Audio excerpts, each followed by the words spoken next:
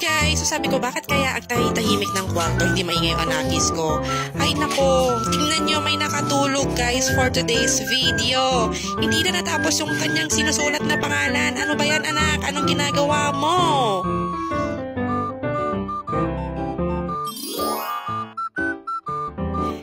Since hindi pa marunong magsulat ng pangalan ng anak ko guys, so ang routine namin everyday ko siyang pinagsusulat ng mga numbers, ABC, tracing ng names niya, and after nung tatlong yon, nagsusulat ako ng pangalan niya sa other paper at pinapagaya ko. Unang-una pa lang number at saka ABC pa lang yung natatapos niya. Sabi niya ayaw niya na magsulat. So sabi ko, pinagalitan ko siya, pinalo ko siya, sabi ko tapusin mo yung trace ng pangalan dahil meron pa. So ayan, iyak siya ng iyak. Sabi ko, pag iiyak ka, mas lalo kitang pagsusulatin ng madami. Sabi ko, may ginagawa kasi ako that time. Sabi ko, bakit wala nang ingay sa kwarto? Ang ingay ng anak ko. So, ayun pala guys, nakatulog na siya.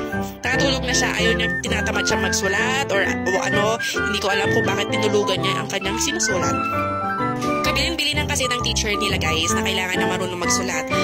Mga anak namin, daycare pa ang anak ko. So, syempre kapag magkikinder na siya, kailangan marunong na siyang magsulat ng name niya. Although, kaya naman na niyang magsulat ng name niya, kaso yung lang, pababa, pataas, gano'n, yung minsan nakakalimutan niya yung mga ibang letters. So, ayan siya. Tracing muna kasi sabi ng teacher niya, kailangan talaga tracing para masanay siya magsulat ng kanyang pangalan. So, ang ginagawa ko pala that time guys is nag-edit ako ng mga videos ko para may post. Kasi matagal talaga ako mag-edit, matagal din ako mag-post guys. Busy ang momshi.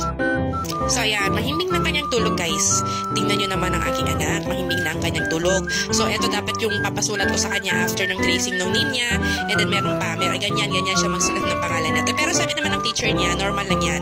So, eto pa pala yung isa na ipapagaya ko, papasulat ko yung ABC, yung big letters, a small letter na ABC. So, ayan, hindi niya natapos. Hanggang M lang yung pangalan, Prince Samuel. So, yan siya. So, alam niyo guys, medyo na siya sa gadgets ngayon, sa mga magpaglalaro.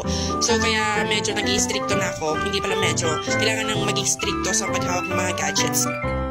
Ang goal ko bago matapos ang school year 2023-2024 ni Prince, marunong siya magsulat. That's all for today's video guys. Bye! Mwah!